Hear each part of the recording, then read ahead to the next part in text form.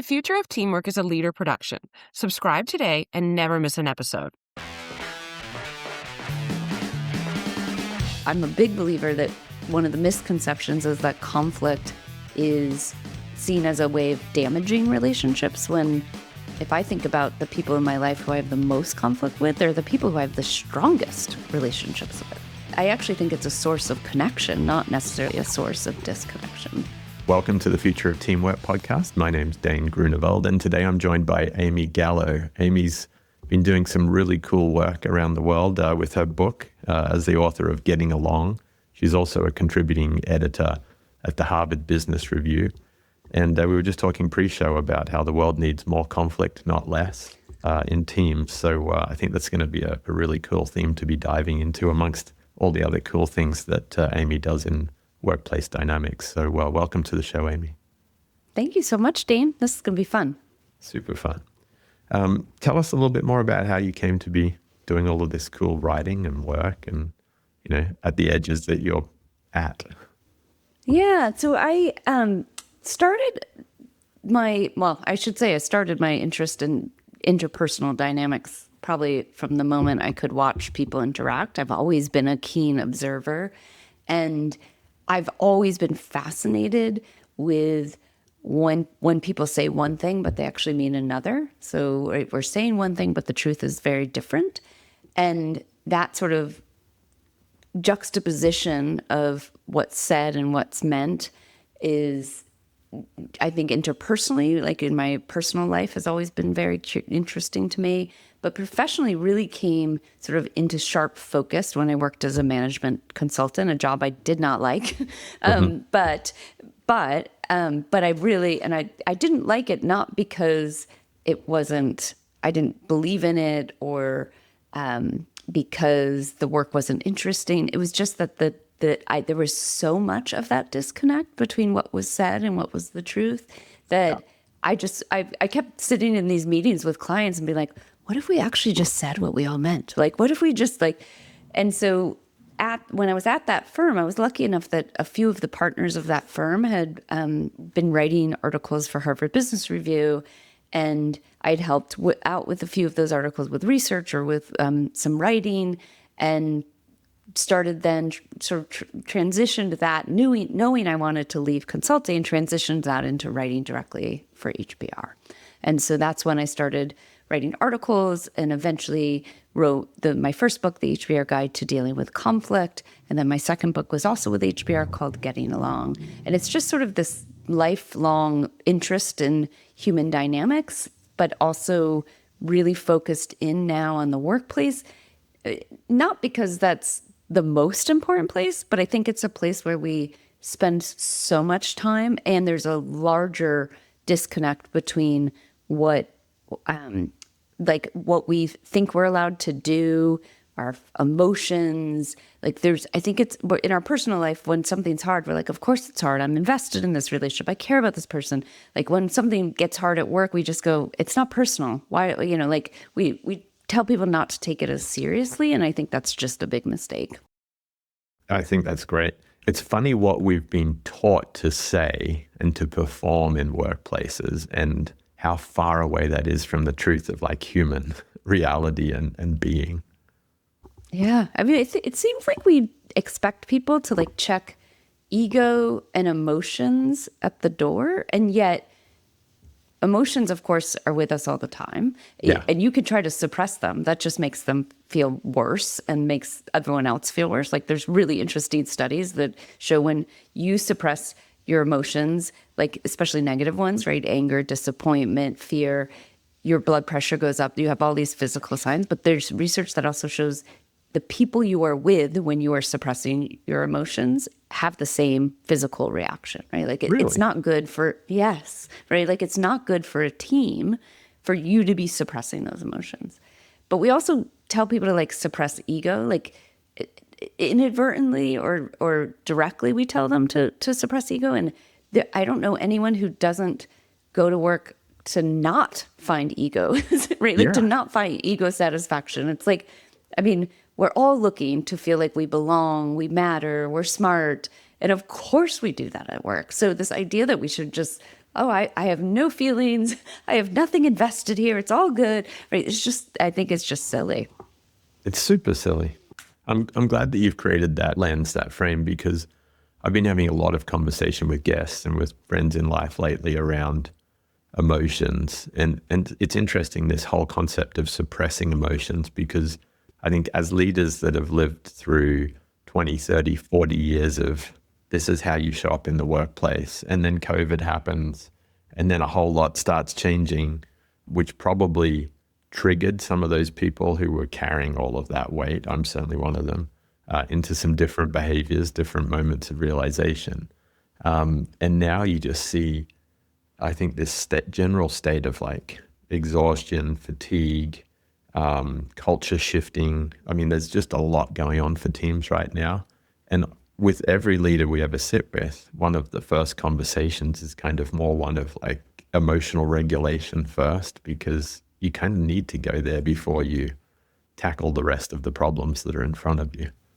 Yeah. Oh, you brought up my like favorite phrase at the moment, which is emotional regulation, because I think so much of what is wrong with teams and wrong with work right now would benefit from emotional regulation. So that's music to my ears. Yeah.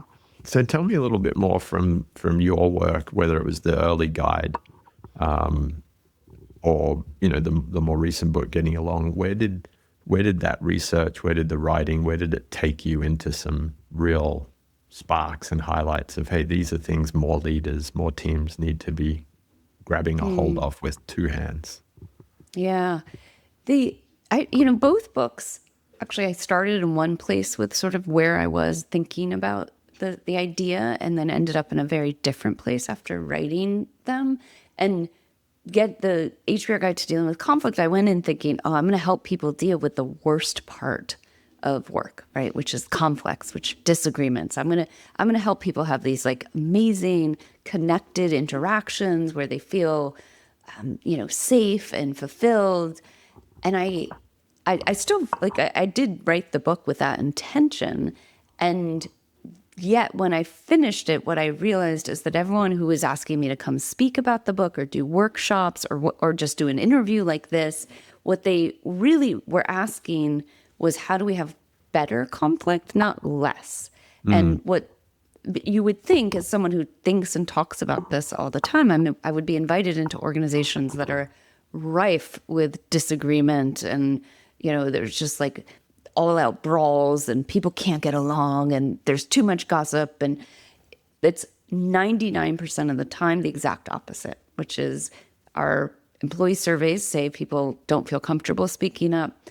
Our leaders tell us that there's silence in meetings, that cameras are off if they're remote, right? That people are just not contributing.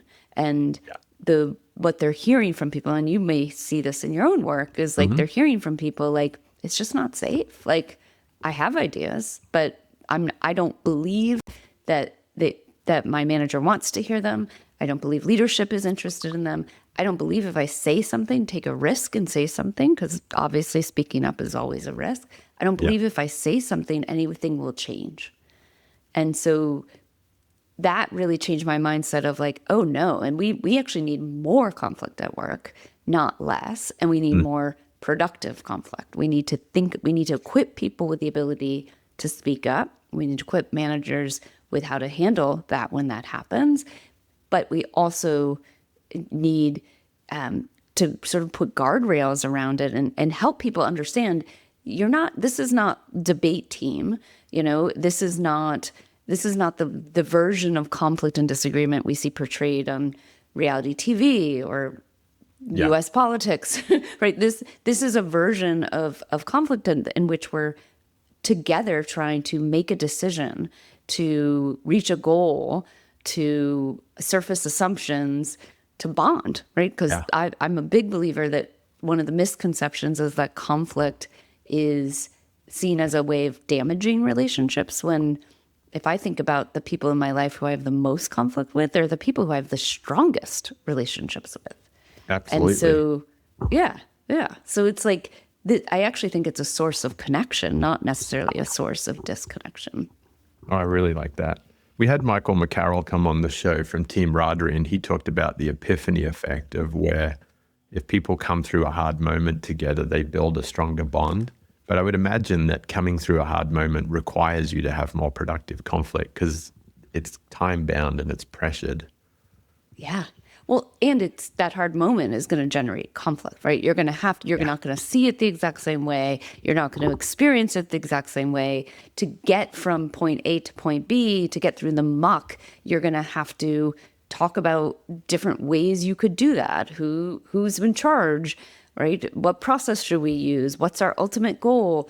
All of that. I mean, once you sort of start thinking, and this was a big shift for me too when I wrote the guide, was that I just saw moments of conflict constantly, right? Yeah. And I think we think of conflict as these big moments where things are tense. I'm like, it's always, because what if conflict at its basic is like just a disagreement or even just sort of a competing idea, intention, agenda, interest. And those, whether we speak them out loud, whether we sort of get into the tug of war about it or not, those are happening all day long. It's happening when I go to the coffee shop. It's happening when I deal with the handyman who comes to my house. It's happening when we're trying to set up this, equipment and technology to figure out how to record this conversation. Right? Like it's just happening all the time, and it's always an opportunity. For me, I see it as an opportunity for connection. I love this. So a big question. When you go into an organization and it's that stereotypical, very friendly, very nice veneer of like, hey, we're productive, we're getting work done, and you don't see the conflict, where are the places to go looking for it? Who do you start with to say, let's find where it is and find a way into the conversation? Well, one, most people don't, well, let me step back because I love whenever I start working with someone, it can be a team in Minneapolis, it can be a team in Sao Paulo. Whenever I start working with a team, they're like, you should know something about our culture. We're incredibly polite. And they always have a reason. It's like, oh, it's because we're in the Midwest, or it's because, our 100-year legacy as a pharmaceutical company. Like they always have some reason that they believe they are uniquely and overly polite and nice. Yeah. And what I really try to help them understand is like, no, that's human nature, right? Like it feels good when things are smooth. It feels good when we have a sense of harmony, even if it's not true harmony. We have survived in groups as humans by getting along, by having things go smoothly. Yeah. And so every culture has that sort of, and they always, sometimes it's a nickname. I don't want to out any of my clients, but like, let's just say the company name is Gallo, right? Which is my last name. They would say like, oh, we have Gallo nice, like they're always, they think it's so unique to their culture, which is, good for them. I want them to think that because then they can solve the problem in their cultural context. The place I often go is I start with, it depends if I'm working with a senior leadership team or they want me to do something for a broader group. I always ask, well, what are the conflicts that do happen, right? What comes up, what gets said, what doesn't get said? And then I'll ask, what are the conflicts you think need to come up that don't, right? What are the conversations people aren't having? And inevitably there'll be, and this is actually why I wrote the second book, inevitably they'll always point to someone. They're like, well, so-and-so has a ton of conflict. And, they'll either because they're passive aggressive or they're pessimist or they're overly political. And so they often hang it on a personality trait. And oftentimes I'm trying to help them understand like, oh, but maybe that person is actually raising the things that need to be said, but maybe not just doing it in the right way, or maybe it's just so countercultural. And so I always try to sort of look for those sort of grains of sand that are really sticking in people's shoes, which is often a person of like, who's irritating people and why, and what are they doing that actually maybe needs to be replicated and by other people, which is really uncomfortable because they're like, you're pointing out the one problematic person, you're telling us we should be more like them. I was like, well, I'm not saying you have to be more like them, but let's figure out what they're doing that's causing friction, because friction, when sort of channeled in the right way, is incredibly helpful to an organization, right? It's where we get innovation. It's where we get that connection. It's where we help get greater understanding, self-understanding, team understanding. Yeah. That friction is not something we want to eliminate. It's actually something we want to dial up. I like that. Dial it up. I love I love that earlier soundbite you touched on too, which is like conflict is always there. And so it's like, if you're not seeing it, then you need to raise it, because the friction might be showing up in a non-productive way rather than in a productive way. That's right. Yeah. Well, and I'm curious, because you work with lots of teams, like, what do you have the sort of same experience of this sort of politeness and niceness as the prevailing culture? I think it's one of them. Yes. I think there's other teams that I've worked with, particularly more scientific engineering minded teams, where I wouldn't say it's like a domineering or bullying culture, but it's very like top down. So they're not necessarily polite, but they still don't make room for productive conflict. So that's kind of another variation that I see quite often, particularly, I've spent a lot of my life putting people to work on large oil and gas and mining sites where construction is very, go over there, get that done, do it safely. It's very directive. Yeah. Well, and that sort of command and control, you wouldn't have much conflict there, right? But you're also not hearing, you don't have conflict till something goes really wrong, right? Yeah. And otherwise it's just do what I say, do it in this way, right? There's protocol, there's hierarchy that feels very, and some people love those environments. It works really well for them, but it's typically not an innovative environment. No. And we see those, particularly in those project environments, we see them run long on schedule, have quality issues, have budget issues, because the productive conflict isn't coming up day to day. There was a great example. This is a perfect example of where conflict didn't show up soon enough. Large project. They were finishing construction and moving into the commissioning cycle, which is a very tight period because you're trying to turn everything on and electrify it, make sure it works. And you're getting towards the end of the project. And all of a sudden, there's a fist fight between two very senior managers on site. Massive fist fight, like police are called. And when you actually peel back what had happened, for months in this project, both of these leaders had realized that things were going wrong.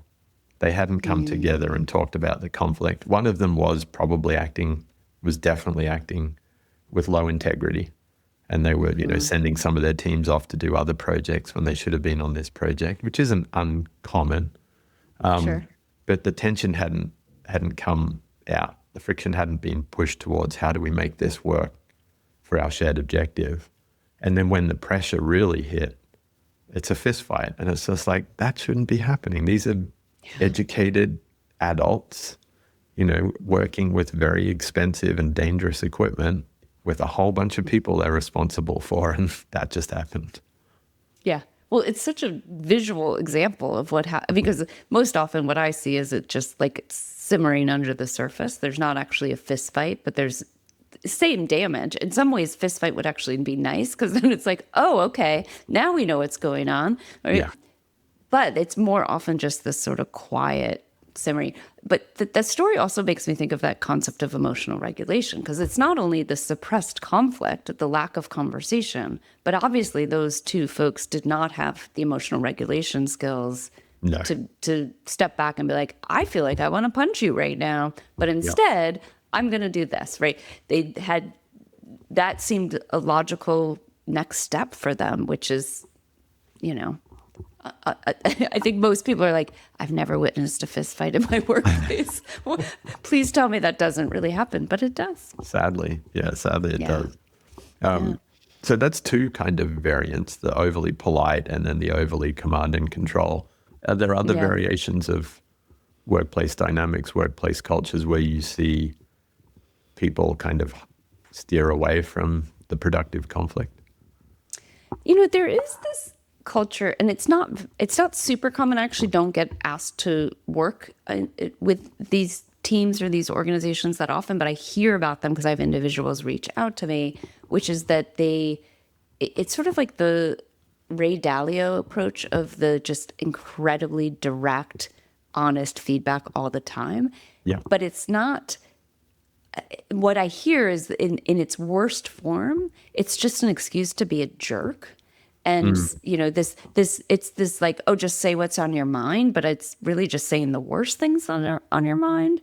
And I think those cultures need very clear guardrails and very clear guidelines. And without them, you're going to get these places where people, and in fact, someone I worked with went to work for Ray Dalio's organization, and I was like, oh, he's perfect for that.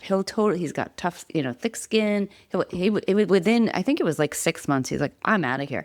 And it wasn't, he said, I respect what they're doing. I just didn't enjoy being part of it. And so I think that's another sort of type of culture, which is like it's the incredibly direct, but I would call it brutal culture. And I see that a lot. Like finance, I think is a big industry. Legal can sometimes be that, although I work with a lot of law firms where the lawyers are very good at being very direct and honest with clients, but they cannot be direct and honest with each other. So it feels brutal because everyone is a litigator at heart, but it doesn't have that vibe inside the organization. Fascinating. I've seen the same with some British recruiting and sales cultures. There's a real like banter culture in the UK, but then that can just tip over into we're just going to start taking each other out at the knees. Right. There's there's sort of jabs. They love to sort of tease, and then it's like, oh wow, that was a harsh jab, right? Yeah, I've seen that too. Although fascinatingly, I was just talking to one of my old bosses the other day. I was like, some of the best bosses we've worked for, we've generally disliked because they brought so much conflict and just raw emotion. However, they got the best results. So what's going on there? Yeah. I mean, gosh, I think I would like to say that those are the exception. And because a lot of times I talk a lot about humble leadership, right? Compassionate. I talk about prioritizing people's feelings, and they're like, oh, but they love to point to Elon Musk or Steve Jobs. I'm like, yeah, but those are the exception. Like, that's not how. None of the research shows that those are effective styles of leadership. Mm-hmm. They just got lucky, honestly, in some ways. So I think that we think that this sort of directness and honesty in a harsh way or in a very directive way is a shortcut. And it might feel like, oh, I get results in the short term, but I think in the long term, you build a culture that's founded on distrust. And so you're not going to, it may work in certain environments and certain teams, but ultimately the entire organization is going to suffer because on the teams where you don't have a group that's comfortable with that, and in a team where perhaps you have a lot of diversity, for example, so there's a lot more to navigate in terms of difference and how people show up. Like, I think there's just there's so much more going on that I do believe that those types of leadership that are either about jabs or being too overly direct are just not that effective in the long run. This is interesting. You talk about it's not sustainable. I don't think it's just not sustainable to the company. I don't think it's sustainable to the families and the communities that the employees go home to. And that's a big reason we've been excited about exploring the healthy team as a concept, as opposed to the high-performing team. Because I've seen plenty of high-performing teams that are just running on the stress response. And they get results quarter over quarter. But people burn out, and when you actually pause and look back over 3 or 5 years, you realize that we delivered for shareholders, but not all of our stakeholders, not necessarily for our customers, not for our employees, not for their families. And I know that, in the world that we've just been living through recently, there's been this whole pushback around like woke sentiment, but surely that's a big part of what leaders need to be doing in their teams, is thinking about talk about balanced scorecard, but on a human level, like how are we actually sending people home? How are we sending people on to their next jobs, on to their next projects or volunteering assignments, because you've got to think in the world that we're living with now, particularly with AI, this whole loneliness epidemic, that's going to start showing up. Maybe not on the balance sheet, but it's going to start showing up around companies, brands, cultures. Yeah. Well, and there's been talk about burnout for decades, right? But I think it's just reaching a real intensity. So many people feel, and even people who love their jobs, who think they work in a wonderful culture or feel like they, you know, are feel like they're doing good work in the world. They find meaning in it. All of that they still are burning out, and that burnout is, as you said, has repercussions for the family they go home to, for the neighborhood that they're part of, for the community groups they're part of. Yeah. Right? It is incredibly hard to have that emotional regulation when you are burnt out. And that burnout might be, I'm working 18 hours. That burnout might be, I am frustrated about the systems that in my organization. It might even be, I don't know how long I'll have this job because we're starting all these AI initiatives. Right? There's so many levels of burnout that are happening. It's interestingly because in Australia now, probably in some European countries too, there's now legislation coming out around psychosocial safety.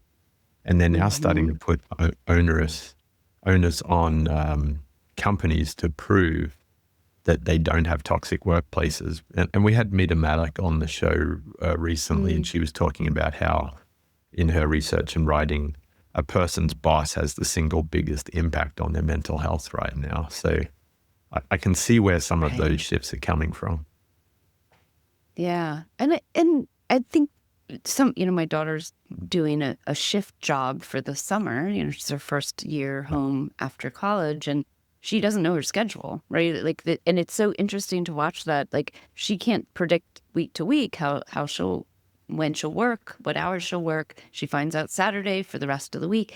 And for a 19-year-old with very little commitment, that's fine, right? She might miss a party or beach day with friends, but it's for someone who has children, someone who needs to plan childcare, someone who has elder care responsibilities, someone who even just wants to be part of their community, to your point about the loneliness epidemic, right? Yeah. Wants to take a class, wants to be part of an organization that helps out in their neighborhood. Like, you can't, and that's just one minor piece of the way in which we create these organizations that are not friendly to anything other than being an employee.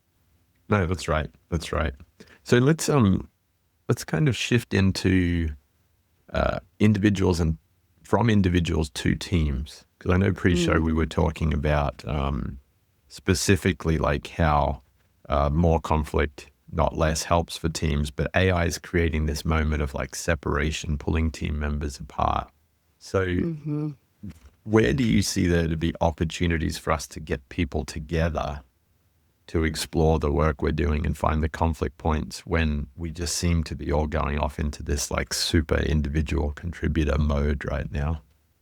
Yeah. Well, this terrifies me, I'll be honest. And not that I'm like an AI skeptic, but I worry, given the work I do and around collaboration, connection, humanity, emotions at work, I feel like so many of these tools are designed to eliminate those things, eliminate the need to collaborate with other humans. They eliminate the need to actually talk to other humans. And not only not talk to them, you don't have to be polite. Right? When your coworker is someone who will, and I even hesitate to use someone, when your coworker is something that if it says the wrong thing, you just reprogram it. You can shut it down in the middle of a conversation when there's no need at all to be civil to it. That has to bleed over into our interactions with other humans. But whether that's colleagues or, to your point, the people we send people home to, right? Yeah. Is that we anthropomorphize these machines and these agents, and then we allow people to mistreat them because there's no requirement. Yeah. And then we expect them to somehow translate. I mean, I even have gotten into the habit of, when I sit down to work with AI, tell myself this is a machine. Like, I have to tell myself that. Yes. So that when I interact with my human colleagues, I treat them differently. And I just worry that we're going to lose these skills to talk, not just to be polite and civil and to engage in difficult conversations, but we're going to just lose the tolerance for what is human foibles and messiness. And I worry that the people who are designing these tools see that as a feature, not a bug. And that really concerns me. It's super concerning. Like, we had Zach Mercurio on the show just a few weeks back, and he was talking about his book, The Power of Mattering, and how we've seen this human skills decay over the last 20 years, heavily technology driven. You know, someone's going through a tough moment and all you need to do is send them a, tears emoji and you've engaged with them, which isn't real, right? Right. But what you're saying here actually scares me more, because yes, there's been skills decay, but that's been on, I would say, the edges of how we're showing up in life. But this is starting to become core. If we're spending 7, 8, 10 hours a day in work and we're not connecting as humans, we're connecting with agents and machines, AI, that skills decay is going to start compounding. We're not going to start turning the ship anytime soon, which is a real worry. And I've even seen it personally. Like, I'm like, I just want to get back to working with AI because I can flood it with a whole bunch of ideas. I don't have to bring everyone up to speed and wait for other people's processing times to be different from mine. And I'm rolling. But then I run into this headlong problem, which is once I've developed something, I don't know how to bring it back to a customer or a teammate or a vendor, because I've gone too far and I'm now out on this island and I'm isolated. So that's an emerging and recent theme for me, or experience, but I can only imagine if I'm there, a lot of others are too. Yeah. And I mean, there's two things I want to say. One, there's interesting research that came out recently that shows that the number of words the average person speaks between 2005 and 2019 decreased. I think it's like 320 words a day. Wow. And you can imagine for some, it's probably not that we're interacting less, it's just digital. So we're actually just not speaking the words out loud. Yeah. But it does mean we're not speaking the words out loud. And it's in that speaking, it's in that mirroring someone else's behavior, listening for their words, watching their body language, misunderstanding, checking your understanding, making a misstep, apologizing for the misstep. All of that happens in that verbal communication that we're missing out on. And I think forms the basis for emotional intelligence. So that really worries me, that we're speaking less. It's like, to me, it makes me want to just walk around and talk to everyone all day to help bring the average words we speak up. And 320 words is not that great a number of words, but if you put it, that's per day. So if you put that over, I think the researchers said if you put it over a year, it's like basically like reading Pride and Prejudice out loud. Yeah. Maybe it's Sense and Sensibility, but it's a significant number, right? So that really worries me. And then I think it'll become, we're not just hearing people's voices, but we're missing out on all that mirror neurons. And, I also think I had this experience recently with an agent that I've built. I don't like to call it Claude because I don't like the anthropomorphizing. I just call it Anthropic. But that an agent I've built in Anthropic that I find often misunderstands me. And like, I'll ask it to do something like, oh, no, that's not quite right. And then I give it the feedback. And it's so sycophantic that it's like immediate, like, oh, no, you're right. Like, fix this, And I find it's such a unpleasant interaction. And in some ways, I probably should find it an easier interaction, because if I was dealing with someone who misunderstood me in person, that a human who misunderstood me that much, I would be, it would be so messy and complex, and they wouldn't fix it as quickly. But I find it so like deadening to my soul, because if you and I are interacting and I'm like, Dane, you're not quite getting what I'm saying. Hold on. There's a moment of delight in it. right? Of like, because when we get to the moment where you do understand me, or I've re-articulated in a way you understand, or we realize we're never going to understand each other, Yeah. it's this connection. I don't have that at all with this agent. And I find it, and it's doing the things that it's supposed to do, right? It's apologizing, it's fixing it, it's getting a better draft, it's doing whatever it's doing, but it just feels so flat to me. It is flat. It's really flat. I wonder then, I was talking to Jacob Taylor the other day. He's up at the Brookings Institution, and he just wrote a paper on vibe teaming. And so I wonder whether then, when you put some of these concepts that we've discussed today together, if you can bring people together in a room with pens and paper, not with AI, and actually get back to like having conversation. I wonder if as teams, we need to be like creating those moments very intentionally. And then you can take away context to feed into AI and bring things back. But it's almost like we need to be rethinking the rhythm of our teams and businesses and actively avoiding this hyper individualization, hyper specialization, which is starting to happen. Yeah. I don't know how long ago it was, there was always this like digital detox, like advice, like, oh, you get off your screens do this, and I always liked that it was like for an hour, and now it's like for 2 months, now it's like forever. But I do think what you're prescribing is sort of a digital detox for collaboration. And I've seen it. I was having a meeting with someone yesterday where neither of us asked this to happen, which maybe shows how untech savvy I am. But we both showed up to this meeting and in a Zoom call, and we both had bots there on our behalf to take notes. And I was like, "Did you ask yours to?" I didn't ask mine to. And we're like trying to figure out how to turn them off. And then she was telling me about a time where she showed up and there were more bots in the room than there were humans. Yes, and it happens without you asking it to do it now, which is terrifying. I know I keep using that word, but it's a good adjective for my emotions lately. But that to me is like, what if we just had bot-free meetings? What if we had what's the least amount of technology? To your point, pen and paper. What's the least amount of technology we can bring to this meeting, and how does it change it? I'm fascinated by there's been a lot of studies about phones in schools. Yes. And I heard this great BBC story about this British school that eliminated phones, and the teachers talked about how it changed the culture of the school.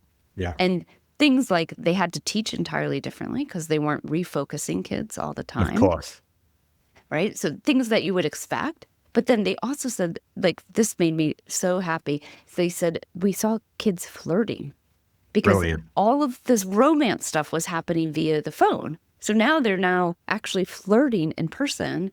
And I thought, and I did at the moment that think, okay, what do we miss? What's the equivalent of flirting in the workplace? Not that we want people flirting in the workplace, but what's the equivalent of that fun sort of banter and connection and that we've totally lost? I don't know what it is, but I think that's a worthy mission to go on and find. Yeah. Yeah. Wouldn't it be fun? And for teams to just like, we're going to have, and the temptation would be like, we're going to do an offsite, but I would like, no, can you go through half your day with no technology or with very limited technology, or, what are the ways we can turn it down and just see what happens? Because I think right now together specific. Yes. Yeah. Yes. Think, fight, debate, brainstorm, all like and yeah, I'd love to see that. Amy. I'm excited for that because if you weave those things into the work, then essentially you're turning the world and your work into a classroom, but it's more than the classroom because it's like there's connection there too. So we're not just learning, we're learning and connecting, which I think is a really worthy cause for most leaders to be driving in their teams and in their businesses.